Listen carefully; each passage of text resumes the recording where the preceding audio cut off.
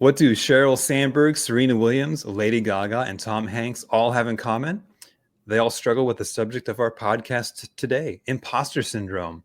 Hello, and welcome to another episode of Content Creators Unite, the show where we discuss all things content creation. If you want to learn how to grow your business using your blog, newsletters, ebooks, and more, you're in the right place. I'm your host, John Clements, and our guest for today's episode is Kerry Komarov. As a former middle school teacher of 10 years turned entrepreneur and creative business strategist, Kerry was able to resign from teaching by making her side gig powerful enough to become her main gig. And she's here to talk about how and why she made this shift while taking care of a toddler and a newborn baby all at the same time. So first of all, that's amazing. You must be Superwoman. We'll talk about it. And she's also going to give us insight into how we can overcome imposter syndrome. So Kerry, welcome to the podcast. Hi, thank you so much for having me. I'm very happy to be part of it. Well, I am happy you're here today because imposter syndrome is super important and I want to talk all about it. But before that, I want to get to know you just a little bit more. So can you just share with us a bit about your background and how you got to doing what it is you do? Sure, yeah. So, I was a middle school teacher for 10 years at the middle school where I actually attended. So it was like a full circle moment, and like my former teachers were then my coworkers. So it was like very family. It felt like family, even though it wasn't. And I always wanted to be a teacher. But basically, I have two sons. My older one is 3.5, and he was like the angel child. Like my husband and I thought we were like the best parents ever. We had a sleeping baby who met all the milestones, and he was so easy. So we're like, yeah, let's have another. So we had our second son, who is now a little bit older than one. And when I tell you this kid still doesn't sleep consistently, I haven't slept the whole night through in over a year. So it wasn't me and my husband that were being really good parents. It was just that my first son was an awesome kid. So when I was on maternity leave with my second and the time was ticking to go back to teaching, I was like, how am I going to go back to work? Like, I'm exhausted. Middle schoolers are exhausting in like a good way, because obviously I loved it. But I wouldn't have any energy for them. And if I did, what kind of energy do I have for my kids and my family then when I come home and like all the craziness is still going? So while I was on maternity leave, I was like, there just has to be something else out there that will make me just as like happy and feeling like I'm making an impact on people that isn't teaching. And so I kind of did I'm someone who kind of believes in signs. So as I was scrolling through like Instagram University, basically to figure out how to get my baby to sleep, I came across some other women who were holding their sleeping baby and working from home. And I was like, I have to do this. So I kind of just jumped in completely mainly because you're not making money on maternity leave anyway. So at least I could do something that was going to try to make money, and it was like a win-win, because if it didn't work out, I wasn't making money on maternity leave anyhow. So the whole thing really got started because I had a difficult second born. I never was dreaming of being an entrepreneur one day.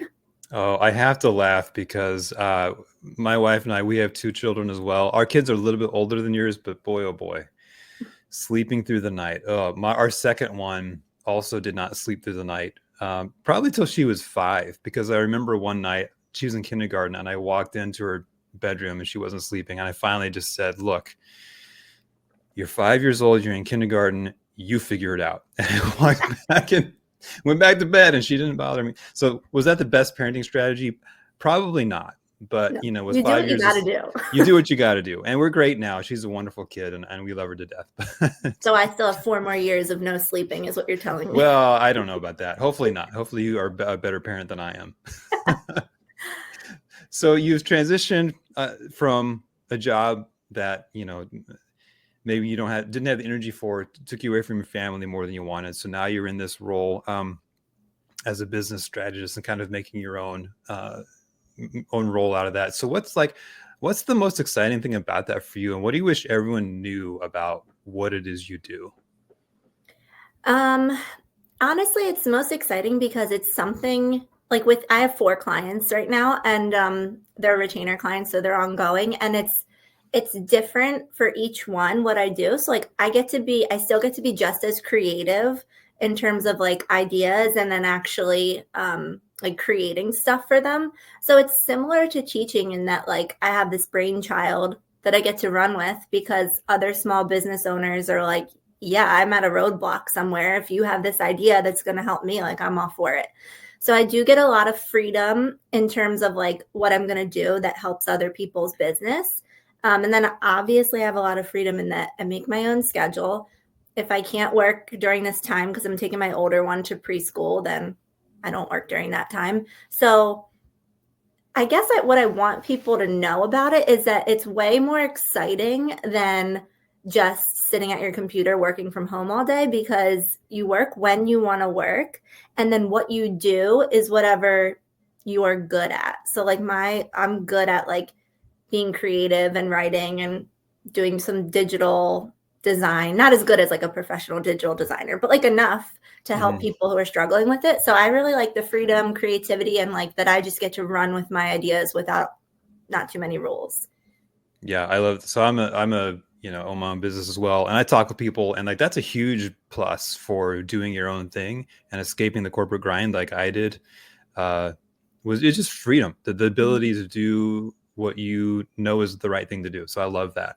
I also love that your business model is basically helping people who are struggling and need some help. And man, gosh, that's never going to go away. We're always going to need help. And so that's amazing. I specifically want to drill into one of your expertise areas, which is imposter syndrome. So that's the subject for this podcast.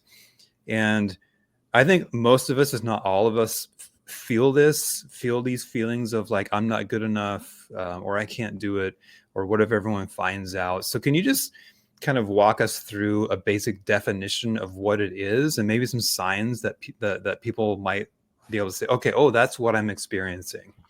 Sure. The part about what if people find out is totally applicable from the beginning, because I felt like I was keeping it hidden. But I guess to me, imposter syndrome is like, I know that I want to do this and I believe in myself that I can do it. But how can I convince other people that I can do this when I actually haven't done whatever it is before, right? Like I was a teacher. I stand up in front of kids all day. I can talk. I can teach a lesson. I was an English teacher. So like I could teach a lesson on like, I don't know, Edgar Allan Poe or something. And people be like, oh yeah, she can. She's been teaching for 10 years.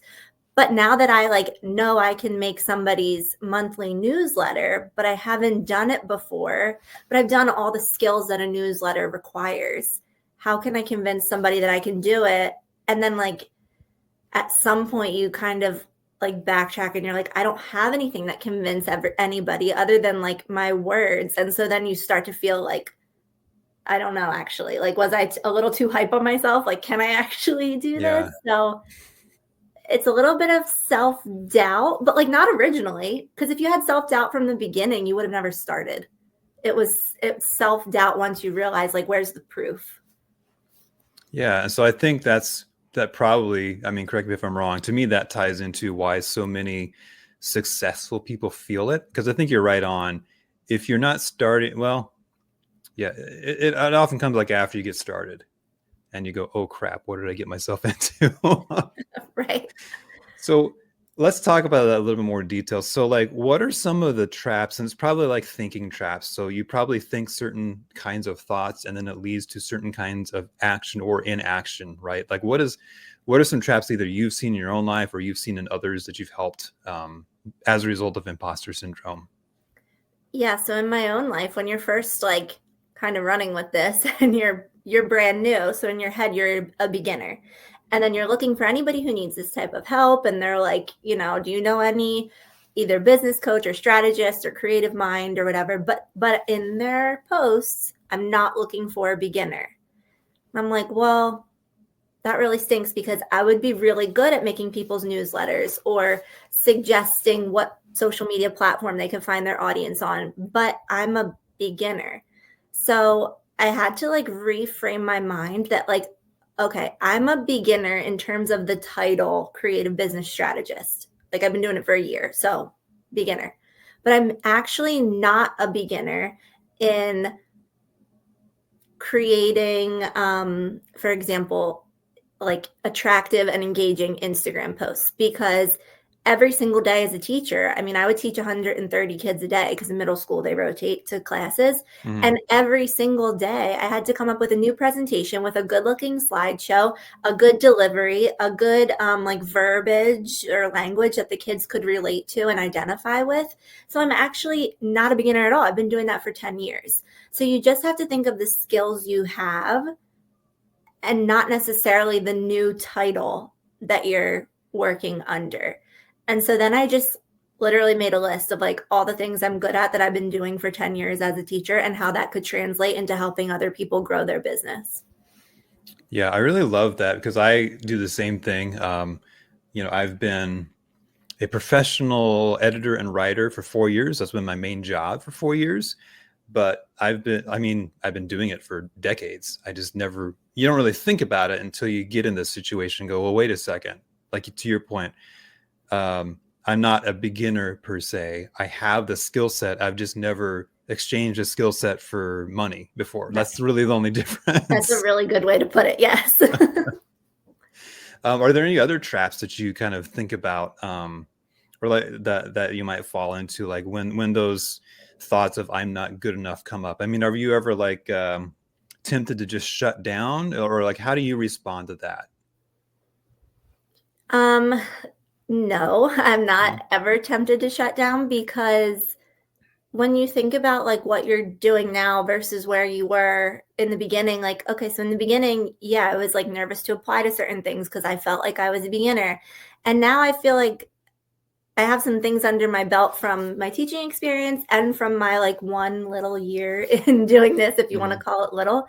So I feel like as soon as you do something once, you've already learned so much from it. And I feel like maybe it's the corny teacher inside me, but like I'm learning when I don't even try. So if I work with somebody and, like, so my business is basically, well, I thought in the beginning that it was going to be helping virtual, like online business owners. Mm-hmm. And my very first like call with somebody was a physical in-person woman who was trying to get her transportation business started. And I was like, oh my God, that's not that's not an online business. Like, how am I going to help her? And then I was like, wait, I can do this. Why can't I just do this? Like, I have the skills. And our conversation flowed. And I guess I have the ability to like problem solve on the spot. And so our call went so well, even though I thought that I was in over my head with that. And then that helped me boost my confidence too. Nice. Yeah. So I'm kind of, again, in the same boat as far as it's important. So like a lot of times you will listen to experts and they'll say you need to niche down with your business. And that's true. I agree with that. But to your point, when you're first starting out, there's the niche you think you're going to be in, and then there's the niche you end up in. And those are often not the same thing. So I love that you were able to sit back and say, okay, it's a different niche. That doesn't mean I'm a failure or I screwed up. It's just a new opportunity. I love that. And you know what? That's such a good point because I thought, oh, I should really help teachers because I don't know if you're familiar with the teacher land, but there's Teachers Pay Teachers, which is a website where teachers build content and then sell it. So in the beginning, I was like, oh, I'm a teacher. I have lots of experience in this. I can help Teachers Pay Teachers sellers take the next step in their business because that's my background. And as soon as I had one call with a teacher, I was like, oh no, we are too much of the same person. Like, I guess teachers are crazy and I'm one of them. Like, I want to run with the idea because it's what I'm good at. So I need somebody who needs like, who would have trust, I guess, in me and not have too many ideas because then what's the point of my, like, why did you hire me then? So I thought my niche was going to be other teachers and it was not. Yeah, I'm not a teacher. I do have a master's degree, so I'm familiar with, being in the education space. And like you, I thought when I started this gig that I would be editing and helping students write their papers, like master's level students. And I did one of those and I was like, never again. This is not for me. But you almost have to follow through with that original like idea because then you'll always wonder what if. And now you learned really, really well that you're not even going to waste your time with those types of gigs anymore. So I do feel like there's value in trying new things or things that you thought were or weren't for you. Yeah. And again, I think the mindset shifts, talking about imposter syndrome. I think one thing that helps is to treat those as opportunities and chances to learn and to do something, rather than, again, just defaulting to, well, that failed, because that's just a surefire way to, thinking that failed, I'm a failure. And there's something to be said too about like you just can't let yourself fail. Like, how badly do you want to stay home with your kids, or how badly do you want to have energy by 8:30 at night? Like, you just can't. Those have to be strong, like, motivational pieces that you're like, okay, if this gets hard, I'm thinking about the days when teaching was hard. Like, like you just power through, and then it's not so hard anymore because you have new, like, self-esteem, I guess you could say, in what you're doing. Yeah, and the self-esteem comes from doing hard things. Like, that's where it comes from. You don't get it first. It comes through the doing. So this kind of reminds me. So right before we hit record, I mentioned, I saw on your website that you're a former athlete, and I'm a former athlete. Now I'm just an old guy who runs occasionally, but back in the day, I was pretty fast. So we both were athletes in Division II, NCAA Division II. So we have that in common. And I'm curious to know, how did being a lacrosse player impact your ability or give you some skills to really succeed in spite of imposter syndrome? Was that a part of your story as well? Well, actually, it was field hockey, but same deal. Girl with stick, yeah. Girl with stick, high or low, doesn't matter. Yeah, I would say, because I mean, you're an athlete, so you get it. Like, your team and camaraderie and community is like a huge, huge part of playing any sport, Division I, or like little kids running around a soccer field. And it is, I will say, one thing that you have to build completely on your own when you start, like, for example, an entrepreneurial journey or starting your own business. Like, you're not walking into a group of like-minded people in the office or on the field the way you would for sports every day. You have to build it yourself. But I do think that being an athlete makes that easier, because you're used to being around people all the time, working together to do a play, score a goal, or whatever. And so you're almost like the coach. This is super corny, but I'm going to say it anyway. It's almost like you're the coach, and you have to, like, pick the players that you feel are going to help you be a better coach, almost. So, like, you're making cuts, so to speak. So, like, maybe certain clients aren't going to be for you, but you figure that out. And, like, the thing about sports is not every game is going to be your best game ever. But did you quit the team after that? Like, no. So it kind of goes hand in hand. Like, if something goes wrong, you're not just quitting the team, walking away. You're pick up, go the next practice, go the next game, and try not to make the same mistake again. Yeah, I agree. And I do apologize for saying lacrosse instead of field hockey. I should have known better. So thanks for correcting me. It's no big deal. It's no big deal. Both girls wear skirts and have sticks. Yeah, and they're very tough, and I wouldn't want to mess with them. No. Yes, I ran distance, so I ran cross country and track. And one thing that I learned is that when you're running in, I would say anywhere from like an 8K to a 10K race, so like 5 to 6 miles, that range. Every race I ever ran that was that distance or longer, I wanted to quit during the race. Like, I just did. And so if you can just accept that that's just reality and know that that feeling will pass, like, that's a lesson that stayed with me to this day, because there are definitely times when, yeah, it's hard doing your own thing. It's a lot easier to be an employee sometimes, but just knowing that you're going to feel those ups and downs, and it's okay. Like, that to me has been a pretty good lesson I've learned. Yeah. And I also feel like, though, the downs are not that low, not as low as you would think, because like, going back to why you started the whole thing, you get to be creative and free and do your own thing. So your lows now are not nearly as low as they were when you were working for somebody else and you got, like, slap on the wrist for being 2 minutes late. Like, that's teacher world. You can't be 2 minutes late, because then you have a room full of kids for 2 minutes with no teacher. So, like, there's a lot more, like, flexibility. Yeah. I wasn't a teacher, but I did work in the corporate world. I didn't get a slap on the wrist for being late, but I did get a slap on the wrist for leaving 2 minutes early, which is a whole other thing I'm not going to go into. But you can imagine I wasn't very happy about that. No. And to your point, I've also, again, this is all just great stuff because it's real lived experience. And so when you start to realize that your lows aren't as low as you think they are, and your highs aren't really as high as you think they are either, and you start to even out, I think that helps with that imposter syndrome as well. So let me ask you this: we've talked around this subject and had a ton of good examples and stories, which is great because that gives us that full picture. So if I wanted to hire you as a consultant and I get you on the phone and you very quickly realize that I'm struggling with imposter syndrome, like what are say 1, 2, 3 things that you would tell me to kind of get started on my journey toward overcoming it? So, one, think about your why.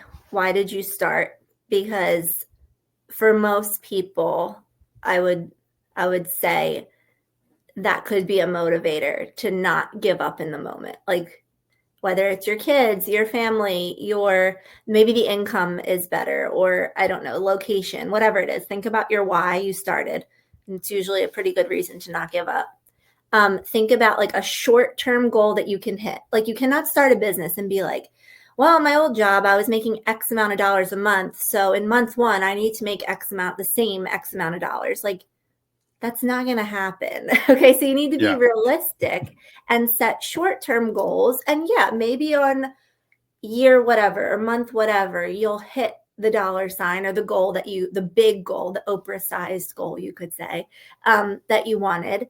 But you need to set short, attainable goals, not attainable like you're just going to achieve them by going through the steps. Like you do have to put a little work into it. So maybe for some people who are really struggling, it's a goal every 3 days or a week. People who are just kind of like not really sure what they're doing, maybe it's a monthly goal and that keeps you going one more month, one more week or whatever.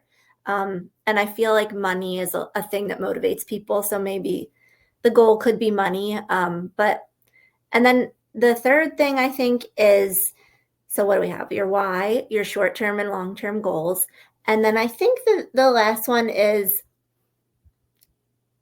I'm like a big person on happiness and how you feel and mental health and all of that. So if you are struggling with imposter syndrome, bad, you obviously feel very low. When you're at the lowest, it is not the time to quit because then your memory and your experience and the whole correlation of whatever it is you're doing, whether it was a new job or a sport or a hobby or going to the gym or whatever, like don't quit when you're low because then you will never try again. It's kind of like the stock market. When it plummets, you're not going to take your money out. Like that's like, let it ride back up.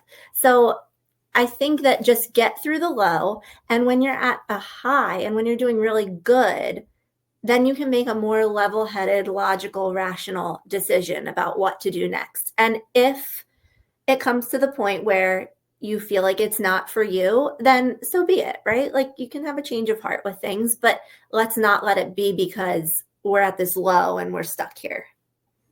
Oh, I really love that. I've done a lot of work, and my family has with mental health, but I've never thought about don't quit when you're at your lowest. What a great tip because you're not thinking right. That you don't have that rational. You're just in the moment. So yeah, don't quit then. I love that. And then to tie it into the stock market, I'm going to remember that. I might have to steal that. I mean, it all depends. It's all relative. But like, if you just put money in and it dropped, you're not going to be like, yeah, let's take it out. Like, Yeah, I mean, some people do, but that's a bad strategy. It's a bad strategy for somebody our age, but Yeah. So man, what a great tip. And so again, this whole conversation so far has been wonderful because I think it's important to shine a light on imposter syndrome, how we all have these feelings and you can do something about it. You're not stuck with those feelings. But I also want to get to shine a light a little bit on you and get to know you a little bit better as a person. So I know you have your own business and I know you have 2 kids, and believe me, I know what that's like. That's a handful. But in that 15 minutes a week when you're not working or being a mom or whatever, like what do you like to do? What are your favorite things to do? I really like to be outside. My husband and I like going for a walk is like one of our favorite things.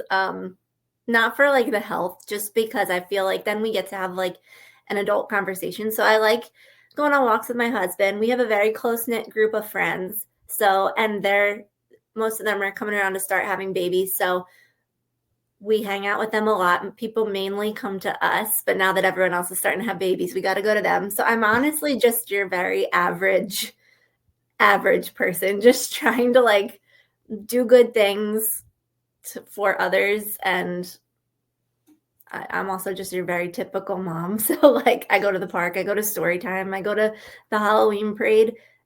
I'm honestly just doing things that make me happy, whatever that is in the moment, because when you work for somebody else, you don't always get to do that. So like I could never go to story time at 11 o'clock on a Tuesday before. And so now that's what's bringing me so much joy, even though I'm not doing it for me, I'm doing it for my kids, but I love doing stuff like that. So I'm just very, very typical girl doing things that bring her joy. Thank you so much for that. I don't think you're average because you stepped out and started your own business and you're helping people solve problems. That's extraordinary to me. So I'm going to say you're extraordinary. Oh, thank you. So with that, with all of your experiences, you've shared so much wisdom with us today about imposter syndrome specifically, but just to back up and think about just in general, in life, in work, in family, with friends, what's a piece of wisdom or like a life lesson you could share with our audience that would just help them become just a little bit better of a person? Whatever you do in life, make sure that it makes you happy, because you can't, like, you don't know how long you get, and you don't want to wait to do something. You don't want to work your whole life and then be like, oh yes, retirement. Because like, not to be depressing, but what if you don't get there? So I think that you really have to make, I told my sister this. She had like a senior note we had to write to her when she had her senior send off in high school. And I wrote to her that the most important decisions in your life, you should always make with your heart and not your head, because you have to live with it forever. And if it doesn't make you happy and it doesn't sit well with you, like on these really like big life decisions, is it going to matter that it made sense logically, or is it going to matter that it made sense emotionally? Because you have to live with it. And I mean, mental health, obviously you have experience in, but like your happiness is a really powerful thing, and your emotions are really powerful, so powerful that they can get in the way of all logic. So I think you have to make the most powerful decisions with your heart and just do what makes you happy. I love it. Thanks you so much for that. I know our listeners will appreciate that. So, Kerry, it's been wonderful talking with you. So much good information. If people want to get to learn more about you and what you do, how can they do that? Yeah, I'll give you the link to my calendar to book a strategy session if people want to. It's just a Calendly link, very simple to operate. And it's really low or no commitment. So it's not like a subscription. You can pay for one and be done and run with it. You could do a monthly thing, a bi-weekly thing, whatever. So I'll give you the link to that, as well as the link to my website, which is just a little bit more about me and my background, and I guess like who I am as a person, because I've noticed in this journey that like you're connecting with a lot of strangers, and when money's involved, people just don't want to cough up their hard-earned money to a stranger. So I've tried to put as much on my website as I can so that people feel like they know me before they even meet me, because then I'm not a stranger and you can trust that the value and the quality of what I'm offering you is like legit and sincere and real. So yeah, and then other than that, I'm on Facebook for my business, and that's it. No Instagram for my business. So Facebook's just Kerry Komarov. That's simple. But I'll give you the links to my website and my Calendly. Great. And we will have all those in the show notes for sure. And I will say, if you are at all interested in Kerry and what she has to offer, please check out her website. I did. And she actually has a ton of customer and client testimonials. So if you're wondering like, what's the actual, hard numbers involved and how she can help me, it's on there. So check it out. So Kerry, again, thank you so much for being on the show. It's been such a great discussion. And to our listeners, if you enjoyed our discussion today, be sure to subscribe because you don't want to miss out on future episodes. I bring on the best people I can find to give you the value that you need to succeed. And so, make sure you hit that subscribe button so you don't miss out on any of the future episodes. And with that, have a great day, and we'll see you next time on the Content Creators Unite podcast.